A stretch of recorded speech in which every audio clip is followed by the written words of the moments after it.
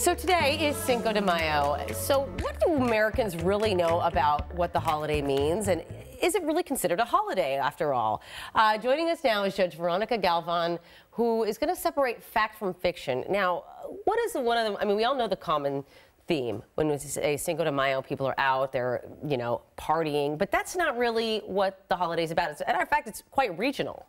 It is, actually. The Cinco de Mayo commemorates the Battle of Puebla, which is a battle fought on Cinco de Mayo, 5th of May, 1862, in which essentially a ragtag group of forces made up of machete-wielding indigenous natives, some remnants of the Mexican army, defeated what at the time was considered an extraordinary force, the French army.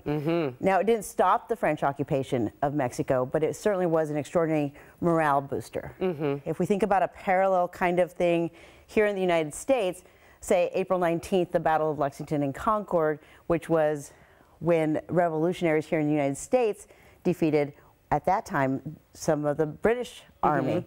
So if we celebrated April 19th of every year, as opposed to the 4th of July. So it's not an Independence Day, it's just a commemoration of a significant battle, and it's still greatly celebrated in the Puebla region. And that's incredible, is that, it is important to remember that and not get the things mixed up with right or wrong. Again, like I said, it's regional.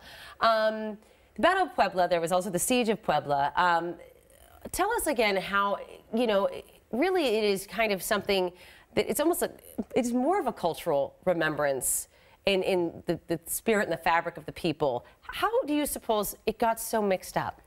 Well, I don't necessarily think it got mixed up. I mean, it is celebrated, and I think those traditions and those things come here, and then I think people just look at them and go, wow, that looks like fun, and start doing it. Yeah, absolutely. So I think it's been certainly commercialized. Certainly individuals confuse it with other actual holidays.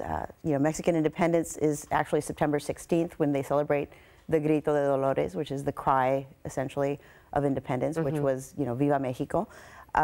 And they also celebrate Revolutionary Day, which was the Mexican Revolution of 1910, which is, we're all familiar with Pancho Villa and Emiliano Zapata. So there's different celebrations, but they commemorate different things. But Cinco de Mayo should not be mixed up with Mexican Independence Day. It's actually, again, a battle that occurred that essentially stopped for a time being the invading French forces, but the French did end up occupying Mexico from 1862 to approximately 1867. Well, so you're saying, okay, it's okay to celebrate it, but let's learn something about it, too. Thank you so much, Judge Galvan, here to explain it to us. It was great talking to you today. Thank you for having me. Absolutely. All right.